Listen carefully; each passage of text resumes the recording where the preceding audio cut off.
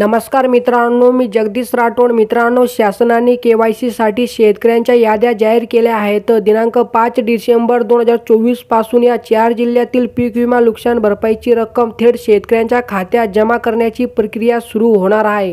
तर बघा मित्रांनो, अतिवृष्टीमुळे नुकसानग्रस्त शेती खरीप हंगाम 2024 मध्ये महाराष्ट्रातील विविध भागात झालेल्या अतिवृष्टी आणि पूर परिस्थितीमुळे शेतकऱ्यांचे पिकांचे मोठ्या प्रमाणावर नुकसान झाले।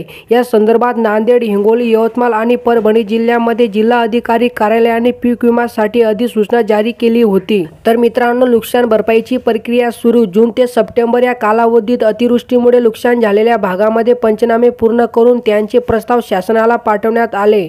विधानसभेच्या निवडणुकीपूर्वी हे प्रस्ताव मंजूर करण्यात आले होते। निवडणुकी आचारसंहितेमुळे पीक विमा आणि नुकसान भरपाईची प्रक्रिया ठप्प झाली होती, पण आता ही पुन्हा सुरू झाली आहे। ज्या शेतकऱ्यांची यादी प्रकाशित झाली आहे त्यांची केवायसी प्रक्रिया सुरू असून 5 डिसेंबर पासून नुकसान भरपाईची रक्कम खात्यात जमा होण्याची शक्यता आहे। तर मित्रांनो, हिंगोली आणि परभणी जिल्ह्यात मोठे अनुदान। हिंगोली जिल्ह्यात सुमारे 500 कोटी रुपयांची नुकसान भरपाई मंजूर करण्यात आली असून काही शेतकऱ्यांना आधीच रक्कम वितरित करण्यात आली आहे। परभणी जिल्ह्यात 2 डिसेंबर पासून पीक विमा वितरण सुरू झाले आहे। म्हणजे मित्रांनो, कालपासून या परभणी जिल्ह्यातील पात्र शेतकऱ्यांच्या बँक खात्यामध्ये पीक विम्याची रक्कम जमा होण्यास सुरुवात झालेली आहे। तसेच उर्वरित 3 जिल्ह्यांमध्ये पुढील आठवड्यात वाटप सुरू होण्याची शक्यता या ठिकाणी देण्यात आली आहे। आणि मित्रांनो, इतर जिल्ह्यांमधील स्थिती बघा। अतिवृष्टीमुळे बाधित झालेले जळगाव, धुळे, धाराशिव, सोलापूर आणि इतर जिल्ह्यांमधील प्रस्ताव अद्याप मंजुरीसाठी प्रतीक्षेत आहेत।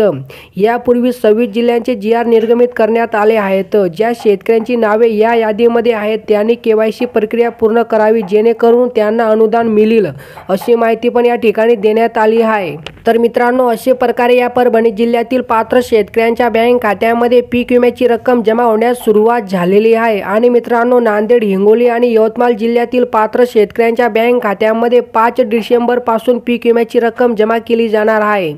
तर मित्रांनो, अशा प्रकारे ही काय छोटीशी अपडेट होती। जर तुम्हाला ही अपडेट आवडली असेल तो नक्कीच चॅनलला सबस्क्राईब करा, व्हिडिओला लाईक करा। चला मित्रांनो, भेटूया नवीन एका व्हिडिओमध्ये। धन्यवाद मित्रांनो।